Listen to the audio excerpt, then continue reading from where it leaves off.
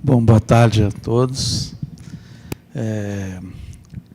Para começar, eu gostaria de agradecer ao Mil e à equipe pelo convite de estar aqui, participando mais uma vez aqui em Não Fiscar. É um prazer enorme acompanhar o Mil, que o conheço desde o mestrado, quando chegou lá no FMG com muitos sonhos e vontades de pesquisar o docente virtual na época, né? E que já se vão lá uns 15 anos, passa rápido, já se vão uns 15 anos, depois fez doutorado, e ele é daqueles que para não fugir à regra, né? Que é o aluno que supera o mestre, né? Ele certamente tem muito mais a dizer para vocês do que eu mesmo, depois dessa longa caminhada. Mas, enfim, ele sempre acha que eu tenho alguma coisa a dizer, eu acabo aceitando o convite para me falar alguma coisa para vocês. Bom, eu estou atualmente no início de uma pesquisa que eu não combinei nada com a Vani, mas uma pesquisa que pudesse partir daí, dessa inquietação.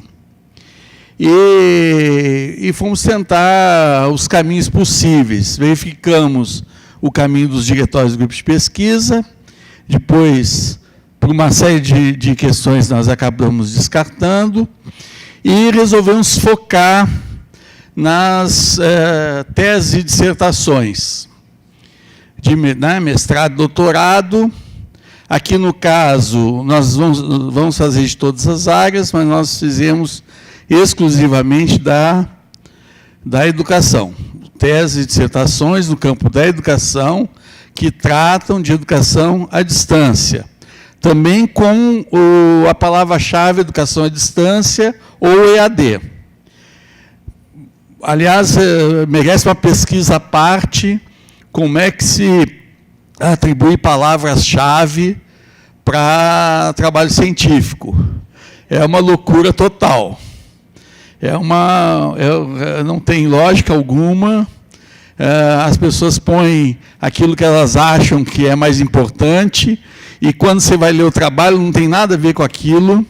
É outra coisa que ela quer, mas ela achou que era importante botar aquela palavra e botou lá, e a gente que vai fazer pesquisa sobre os trabalhos fica doidinho, né? Porque as palavras-chave não nos orientam muito. Mas nós ficamos com educação à distância e EAD para indagar o banco de teses e dissertações da CAPES sobre, afinal, o que tinha lá de EAD. Aí nós encontramos lá 1.162 produções, 871 dissertações, 291 teses, que no título, no resumo ou nas palavras-chave tinham educação à distância e EAD. Educação à distância com crase e sem crase, tá? Que nós pesquisamos sem crase, e aí o menino que fez o primeiro levantamento, eu fiquei, mas isso aqui tem alguma coisa errada, não pode ser só isso, tem que ter mais trabalhos. E aí nós fomos verificar que uma parcela significativa dos trabalhos tem a palavra-chave escrita errada, educação à distância com crase. Mas é muito trabalho, não é pouco não, é muito. Tá? Mas, enfim, nós, então, levamos em consideração que tinha palavra-chave, educação à distância, e elas estão contempladas aí. Então, vocês veem a confusão que é, né? Eu tenho que pedir desculpas, eu já estou aqui, comecei, né, já mostrando aqui no Word esse trabalho, porque, infelizmente, eu tinha a apresentação de PowerPoint. Prometo que era um pouquinho melhor que do pessoal da Lava Jato, um pouquinho mais arrumado, mas no trajeto, ontem fui pegar o voo para cá, e o voo não veio.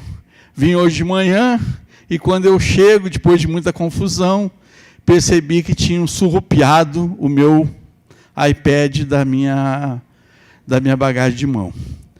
E aí eu fiquei sem, como eu estava sem internet, também não estava não estava nas nuvens, eu que fiquei nas nuvens, e aí resgatei das nuvens um texto preliminar que eu tinha lá, que não está acabado, mas pelo menos tem alguns gráficos que eu gostaria de mostrar, então por isso, como não deu tempo de refazer, eu estou mostrando aqui no... De qualquer forma, funciona do mesmo jeito, né? Vai dar para ver da mesma forma. Dá para ver que 25% são teses de doutorado e 75% são dissertações de mestrado.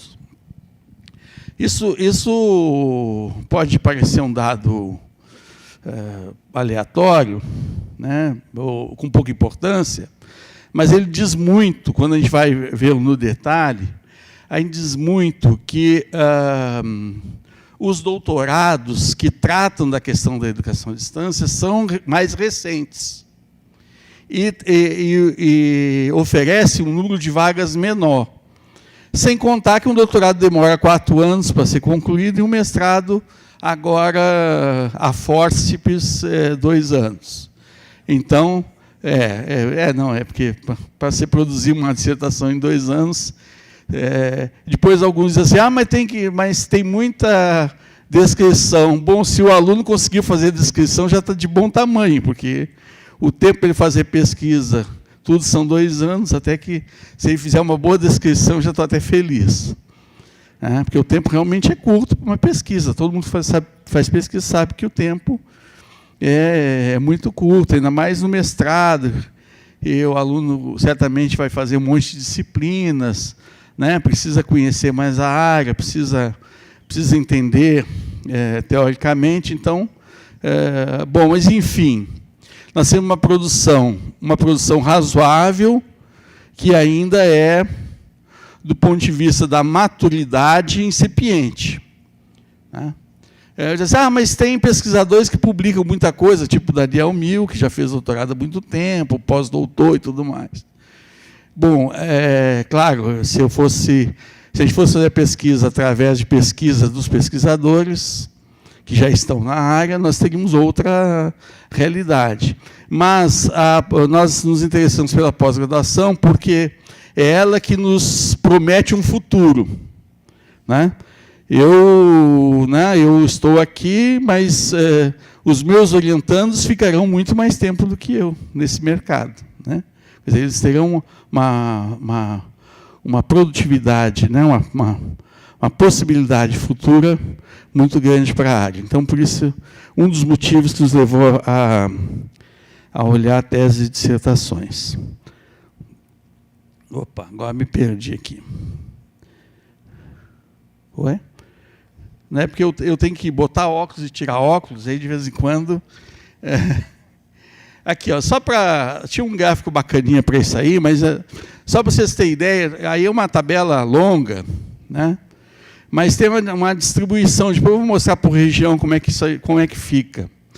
Mas, assim, esses trabalhos todos, em que instituição foram defendidos esses trabalhos? Federal do Rio Grande do Sul vem na cabeça da lista, Brasília, Estácio de Sá, também com um número razoável, a Católica de São Paulo, a Federal do Ceará, que tem um grupo muito forte lá, a Universidade de São Paulo, tal, e depois vem as outras, inclusive a minha UFMG, que fica lá na Rabeira, acho que com 11 trabalhos, ou 12, desses 11 ou 12, 8 são que eu mesmo orientei e outros 3 ou 4 que outras pessoas orientaram. Então, que mostra que nós lá temos um grupo de pesquisa forte, do eu comigo mesmo. Né? Mas, enfim, Não, mas tem muita gente pesquisando hoje. Mas, assim, na pós-graduação, né, estava praticamente sozinho por um bom tempo. Agora tem outros pesquisadores, alguns formados nesses 15 anos de pós-graduação. 15, 16 anos de pós-graduação. Está vendo? Aí tem a tabela longa aqui, depois eu deixo aí, para quem tiver curiosidade, ver o ranking. Não é para mostrar ranking nenhum, tá? Porque eu tenho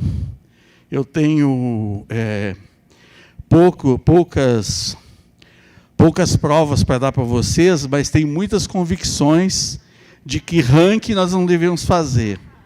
Tá? Aí tem o gráfico bonitinho, por instituição, que vai mostrando, aí alguns que viram esse gráfico aí já ficaram chateados, pô, mas a minha instituição está lá na rabeira, e às vezes está porque nas palavras-chave dos trabalhos não consta EAD, educação à distância. As pessoas fazem um trabalho sobre EAD, educação à distância, e não põem EAD, educação à distância no trabalho, nem no título, em lugar nenhum. Inclusive, uma orientando a minha. Que eu contei, tinha 9, e aparecia só 8. Eu disse, que diacho, eu tenho certeza que são 9. Aí eu fui olhar direitinho, realmente, era tudo sobre educação. Não é você, não. Não. Mas você botou umas palavras meio esquisitas também, mas tudo bem. Não, mas e aí ela não tinha colocado nada de educação à distância, era sobre gestão. Gestão era um curso à distância, sobre gestão, então botou gestão, botou um tanto de outras coisas e não apareceu nada de educação à distância, né? Possivelmente que o foco, e eu também, na época, não percebi como orientador. Agora, os trabalhos por região. Aqui realmente não tem novidade nenhuma. E aí é legal que eu gostaria de cotejar com o trabalho da Vani, porque eu tinha tido essa impressão também que a distribuição de grupos de pesquisa no Brasil, ele é mais sul e sudeste, mas ele tem uma boa representatividade no norte e nordeste. Mas quando você vai para a pós-graduação, não. A região norte aparece com 8 trabalhos só. Não, o nordeste tem, porque tem o Ceará, tem o Ceará, sobretudo, que tem um grupo grande. Mas é engraçado isso, né? Porque se a gente for fazer uma checagem com grupos de pesquisa, tem distorções aí que... Sim, só da educação, claro. Tem esses... Quer dizer, eu não estou fazendo nenhuma comparação, mas aqui mostra que pesquisas do mesmo jeito que qualquer área. As regiões têm uma distribuição mais ou menos igual. Essa é mais ou menos a distribuição da ciência no Brasil, mais ou menos. Aqui tem uma pequena distorção que o Nordeste até está bem representado aqui, em algumas áreas não. Mas o Sudeste com muito trabalho, né? O Sul acompanhando de perto e as outras regiões com menos trabalho, que é um pouco a distribuição da ciência, dos recursos e tudo mais. Tá certo? E vai aumentando a produção ano após ano.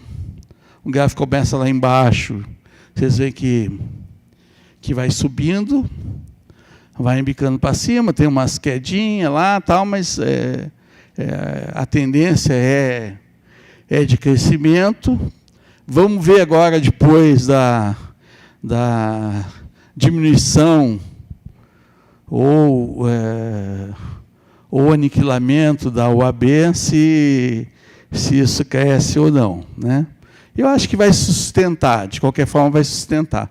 Mas tem muito esse gráfico aqui, se a gente for no detalhe, a gente vai ver que tem uma influência muito forte da Universidade Aberta do Brasil para crescimento para essa curva ascendente de teses e dissertações, que a OAB passa a ser, né, um dos objetos preferidos aí de investigação nesse período, não só o AB, mas os outros programas de educação à distância do governo, escola de gestores, tem muitos trabalhos de escola de gestores e outros formação continuada de professores e tudo mais. Tá certo? Desculpa mais uma vez aí por ficar rodando. Vocês não vão ficar tontos, não, né? Então, é bom que vocês acordam, né? Quando vocês veem, ó. Aqui, ó, eu nem vou mostrar para não desconcentrar vocês, mas tem aí uma tabela com o nome dos professores e a quantidade de orientações concluídas. Eu não vou me deter nisso, porque nós não fizemos nenhuma análise sobre isso. Tem números aí. Isso aí eu não tenho nenhuma referência, se isso representa muito, porque isso depende de quando que o sujeito começou a orientar, deixou de orientar, quer dizer, depende do ciclo. Oi? O grau de liberdade que a instituição de vagas e tudo mais, né? Na minha instituição, por exemplo, nós não podemos orientar mais de 6 orientandos por vez. Tem instituição que orienta 10, 12. Então, obviamente que em algumas as pessoas vão ter um número de orientações maior. Mas nós levantamos para poder verificar um pouco esse movimento, né, que nós não fizemos ainda. Vocês veem que é um trabalho que vai demandar um bocado de tempo.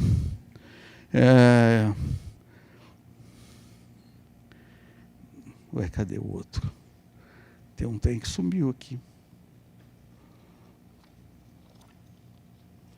Bom,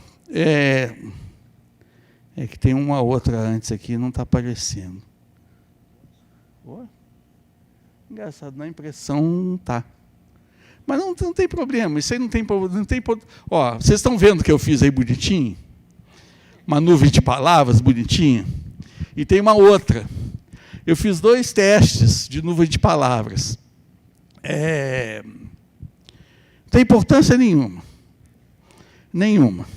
Tem nada a ver com o que eu vou falar. Pelo seguinte, como as palavras-chave, é só para mostrar como as palavras-chave são muito mal, se presta muito pouca atenção. Olha só, esse está até mais bonitinho, ó. Não está? Fala a verdade, tá bacana. Só que as palavras-chave, elas não refletem, aí é pelas palavras-chave, não refletem exatamente o que se pesquisa. E tão poucos resumos. Tá? Até poucos resumos. Os resumos também não representam os trabalhos. Tem trabalhos muito bons com resumos muito ruins. Nós temos uma pequena amostragem ainda, né, que nem dá para dizer que tem uma efetividade essa pesquisa, porque nós fizemos um levantamento muito pequeno para confrontar o que tinha lá de resumo e de palavra-chave. Não bate. Então, eu fiz 2 ensaios de nuvem de palavras, os 2 ensaios saem diferentes, de acordo com como eu coloco esse mesmo dado. Mas tem algumas questões que são muito regulares nesse processo. Fora essa questão do lançamento da palavra-chave e tal. Realmente, e essa é uma resposta ainda de uma amostragem pequena, realmente as pesquisas são muito focadas em descrição. Nós temos muita descrição. Pouca crítica, muita descrição. Uma perspectiva muito adesista a modelos, com uma adesão muito forte a modelos já pré-estabelecidos. E uma repetição de críticas, quando tem a crítica, repetição de críticas que vêm de trabalhos do exterior. Então, quando a gente vai torcer mesmo esse conjunto de trabalhos, aí não estou desmerecendo, os meus trabalhos estão aí no meio, estão no meio da pesquisa. Eles têm um viés que é perturbador por enquanto, eu espero que que mude, e um dos elementos que nós vamos pesquisar agora é verificar se confrontar essa amostragem, se isso repercute nos anos, ou seja, se está melhorando ou está piorando isso. A impressão que eu tenho é que os trabalhos mais recentes eles já têm um fôlego diferente, né? Já começam a se preocupar um pouco mais na teorização, na busca, né? Então, eu acho que tem um trabalho de impacto, que eu acho que isso é importante, tem a ver com os grupos de pesquisa, tem a ver com a própria organização da ciência, da área, mas eles são predominantemente ainda muito descritivos, e, apesar de muitos começarem o trabalho dizendo como fazer uma análise crítica, tal, de teoria crítica e de dialética ou de contradição, tem muito pouco. Muito pouco. Pelo menos nesse pequeno pedacinho que nós pegamos, não vou, por isso eu comecei brincando, como os caras da Lava Jato disseram que não tem provas cabais, eu não tenho prova cabal, mas eu tenho muita convicção de que essa minha pequena amostra vai mostrar esse todo. Muito na ideia que não estranha, porque a educação ela sofre um impacto forte de um pragmatismo rortiano, de que só é possível analisar os pedaços de um espelho estilhaçado, né, para usar uma metáfora do espelho. Quer dizer, a ciência hoje só poderia explicar, revelar partes de um espelho que está quebrado, que é a sociedade, que é o conhecimento e tudo mais. E quer dizer, isso não é um movimento só da EAD. Na EAD se acentua. Como se acentua uma perspectiva nos trabalhos, que são muitos, os trabalhos que têm a ver mais com a didática, com o ensino, com a didática, eles ficam em torno de uma perspectiva, de uma didática bastante tecnicista. Uma coisa tem a ver com a outra. Na realidade, a prática da EAD tem sido extremamente tecnicista. E os trabalhos são, na realidade, descrições das atividades reais, eles estão descrevendo corretamente. Os trabalhos também acabam se pautando por uma perspectiva tecnicista, ou neotecnicista, né? Que nos leva a uma conclusão de que é preciso, para que se fortaleça realmente a EAD de uma forma mais crítica, que nós possamos começar a pensar realmente estratégias de propor uma EAD diferente da que nós estamos executando. Por exemplo, uma das coisas que eu tenho implicado muito e que eu apanho na universidade o tempo todo, cada vez que abro a boca, é dizer, bom, nós tutoramos demais a sociedade e os alunos. Tem tutoria demais. Para tudo se encontra o tutor. Até um professor titular, que agora, felizmente, acabou aquela carreira, mas da carreira antiga, quando ele passava no concurso para titular, ele recebia um tutor para fazer o estágio probatório nas federais. O cara é titular, está lá no final da carreira, 5 minutos, e ele tem que ter um tutor para saber se ele está fazendo um negócio direito para ser avaliado no estágio probatório. Eu estou usando lá na ponta para mostrar como que a nossa concepção no campo da educação, sobretudo, é uma concepção de que a gente tem que oferecer tutoria para as pessoas. Eu sou radicalmente contra. Eu acho que nós temos que investir em perspectivas e metodologias que eliminem a figura de tanta tutoria do conhecimento. A gente precisa construir redes de conhecimento que possam produzir coisas novas. E não arrumar uma muleta para o aluno que ele vai segurar para ver se desenvolve o conhecimento. Então, o que eu estou querendo dizer no final das contas, que meu tempo já está acabando, a provocação é, bom, podemos pesquisar muito em EAD.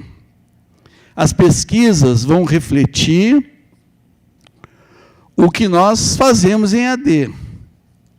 Como, na maioria das vezes, nós somos executores da EAD e somos também pesquisadores da EAD, né, que é uma área até privilegiada, porque muitos de nós tivemos envolvidos em coordenações da OAB, em coordenação de curso, eu mesmo fui diretor de educação à distância da universidade, então, nós colocamos a mão na massa e, ao mesmo tempo, nós pesquisamos sobre EAD. E aí nós não podemos nos assustar com o filho feio que nós produzimos. As pesquisas estão mostrando o que nós produzimos. Que foi legal, tem sido importante, tem sido importante. Não estou jogando a criança com a banheira junto, a criança com banheira, com tudo. Não estou fazendo isso. Muito pelo contrário, eu como gestor da educação, eu tenho muita responsabilidade nisso. Agora, é preciso que nós, da educação e da educação à distância, possamos pensar em alternativas mais criativas e que realmente tragam as possibilidades reais que a tecnologia, o uso da tecnologia, não a tecnologia em si, mas o uso dela pode nos permitir. Pode nos permitir. E aí é fácil ver, a gente pergunta, agora a professora mesmo perguntou há pouco ali, os professores recebem um tablet e não sabem o que fazer com ele. O meu menino de 9 anos, e isso não aconteceu quando estava com 9, mas com uns 4, 5, primeira vez que ele pegou um tablet, ele já começou a aprender um monte de coisa lá, sem eu nunca ter ensinado nada para ele. E agora mesmo eu precisava bloquear o meu tablet. Eu liguei para ele e disse, filho, entra no seu aí e bloqueia o meu. Ele disse, pai, eu já sei como é que é, vou lá fazer. Aí fez, bloqueou. Pode ser que até apareça por aí, porque ele fica buzinando. Uma vez aconteceu isso, lá da UNB. Aí eu esqueci do iPad em cima de uma carteira, e alguém encontrou e colocou discretamente embaixo de uma cadeira. Só que quando eu bloqueei, começou esvaziar a sala achando que era bomba. bomba, esvaziar a sala. Aí foram lá e encontraram o meu iPad buzinando. Mas a gente, só para descontrair um pouco, a gente precisa, nós precisamos, eu me coloco nessa atribuição. Pesquisar EAD é importante, é fundamental que a gente faça pesquisa, que a gente busque novas referências, mas é importante que a gente também busque propor coisas novas. E tem muita coisa nova na educação, né? Por exemplo, tem toda uma discussão do interacionismo, que foi feito pelo menos 20 anos atrás, e que usamos muito pouco. que já é uma discussão ultrapassada na educação, mas que, se usada, pelo menos, se nós conseguíssemos chegar a ser interacionistas na educação à distância, nós avançaríamos um bocado, deixaríamos de ser organizadores de conteúdos mínimos para que os alunos possam, passo a passo, de gota em gota, né? Eu tive sempre implicância, né, das pílulas do conhecimento, que tinha que ser em pequenas doses. Nossa, isso sempre me revoltou. Porque, bom, o aluno é adulto, né, no nosso caso, na maioria dos casos são adultos, e mesmo que não sejam adultos, também têm capacidade de aprender o conteúdo na sua totalidade.